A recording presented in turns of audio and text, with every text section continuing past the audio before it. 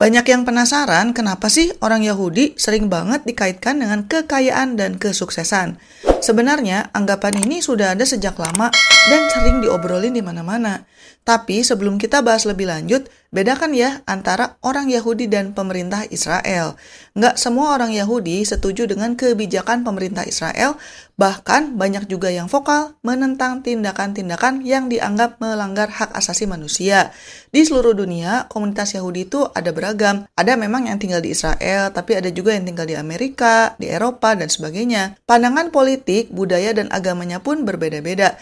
Jadi penting banget buat teman-teman tidak langsung mengeneralisasi atau menilai semua orang Yahudi berdasarkan apa yang dilakukan oleh pemerintah Israel. Setiap individu kan punya pandangan dan sikap sendiri-sendiri, jadi tidak bisa kita samaratakan ya. Oke, balik lagi ke topiknya.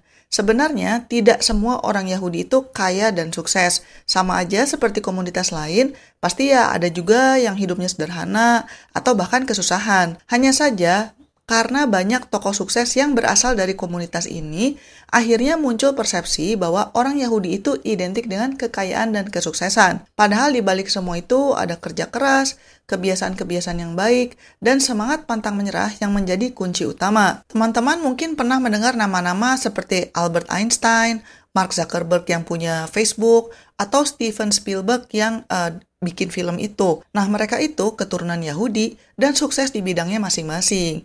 Tapi pertanyaannya, apa sih yang bisa membuat mereka sampai di titik kesuksesan? Kalau kita lihat sejarahnya, komunitas Yahudi memang sudah terbiasa hidup dalam situasi yang penuh tantangan. Dari dulu, mereka sering mengalami diskriminasi dan harus berpindah-pindah tempat tinggal. Kondisi ini membuat mereka jadi terbiasa untuk beradaptasi, belajar hal baru, dan tidak gampang menyerah. Teman-teman mungkin akan setuju bahwa hidup penuh tantangan itu akan membuat kita lebih kreatif dan lebih gigih untuk bertahan. Nah, mentalitas seperti itulah yang akhirnya membentuk karakter mereka. Selain itu, pendidikan menjadi fondasi utama dalam kehidupan orang Yahudi.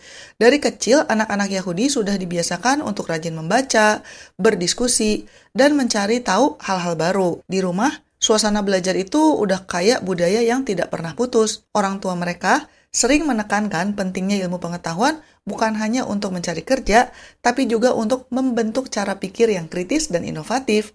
Makanya, nggak heran kalau banyak dari mereka yang akhirnya jadi ilmuwan, pengusaha, atau tokoh penting di dunia. Teman-teman juga perlu tahu bahwa komunitas Yahudi itu relatif solid. Mereka punya kebiasaan saling membantu, baik dalam hal bisnis, pendidikan, maupun kehidupan sehari-hari. Kalau ada yang butuh modal usaha atau saran, biasanya mereka tidak ragu untuk saling support. Jaringan yang kuat ini membuat mereka lebih mudah berkembang dan menghadapi tantangan bersama-sama. Dalam dunia bisnis, jaringan seperti ini sangat berharga karena bisa membuka banyak peluang dan mempercepat pertumbuhan usaha. Gak cuma itu, mereka pun diajari untuk mengelola keuangan dengan baik sejak kecil. Anak-anak Yahudi itu dari awal sudah diajarkan untuk menabung, berinvestasi, dan menggunakan uang dengan bijak. Mereka lebih memilih mengalokasikan uang untuk hal-hal yang produktif seperti pendidikan, usaha atau investasi, daripada untuk hal-hal konsumtif yang tidak terlalu penting. Kebiasaan ini bikin mereka bisa membangun kekayaan secara perlahan tapi pasti tanpa harus mengorbankan masa depan. Filosofi hidup orang Yahudi juga menarik. Jadi mereka punya konsep yang kurang lebih adalah untuk melakukan perubahan. Jadi mereka percaya bahwa setiap orang punya tanggung jawab untuk memberikan kontribusi positif baik untuk keluarga, komunitas, maupun masyarakat luas. Semangat untuk belajar, berinovasi, dan tidak cepat puas dengan pencapaian yang ada menjadi bagian dari kehidupan mereka sehari-hari. Filosofi ini juga membuat mereka selalu ingin maju dan tidak gampang menyerah kalau menghadapi kegagalan. Kalau bicara soal kenapa orang Yahudi bisa sangat berpengaruh di dunia, sebenarnya ini juga topik yang perlu dibahas dan kadang disalahpahami ya. Teman-teman perlu tahu bahwa sejarah orang Yahudi itu panjang dan berliku-liku. Mereka sudah tersebar di berbagai belahan dunia sejak ribuan tahun yang lalu karena pernah mengalami pengusiran, diskriminasi, sampai tragedi besar seperti Holocaust ya. Karena sering berpindah-pindah tempat, maka mereka terbiasa beradaptasi dengan lingkungan baru dan membangun jaringan yang kuat dimanapun mereka berada. Salah satu faktor yang bikin komunitas Yahudi menonjol adalah tradisi pendidikan yang sangat dijunjung tinggi. Dari kecil, anak-anak Yahudi diajarkan untuk belajar, membaca, dan berpikir kritis. Banyak keluarga Yahudi yang menganggap pendidikan itu investasi utama, jadi nggak heran kalau banyak tokoh-tokoh besar di bidang sains, ekonomi, seni, sampai teknologi yang berasal dari komunitas Yahudi. Selain itu, solidaritas di antara komunitas Yahudi itu kuat banget. Mereka cenderung saling mendukung, baik dalam bisnis, pendidikan, maupun secara sosial. Nah, jaringan ini membantu mereka bertahan dan berkembang di masa-masa sulit ya terutama. Tapi yang penting juga untuk diingat, pengaruh orang Yahudi itu tidak semuanya baik juga ya. Ada yang berkonspirasi untuk melakukan hal-hal yang jahat. Makanya nih Amerika jadi bolak-balik terseret perang di Timur Tengah. Di sisi lain, kita juga harus memahami bahwa tidak semua orang Yahudi itu kaya, sukses, atau berpengaruh besar. Sama aja seperti komunitas yang lain sih, ada juga yang hidupnya sederhana, bahkan mengalami kesulitan. Ada juga ya yang biasa aja, dan bukannya yang jahat seperti Netanyahu gitu ya.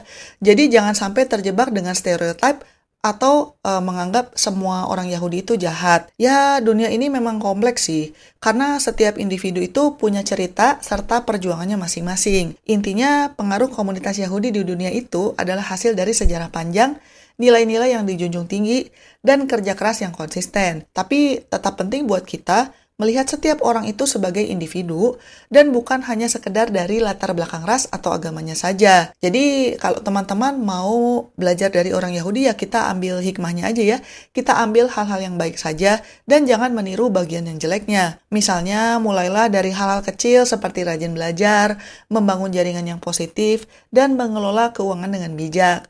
Jangan lupa juga untuk saling mendukung satu sama lain karena sukses itu tidak bisa diraih sendirian. Dengan menerapkan kebiasaan-kebiasaan baik ini, siapa tahu teman-teman juga bisa meraih kesuksesan.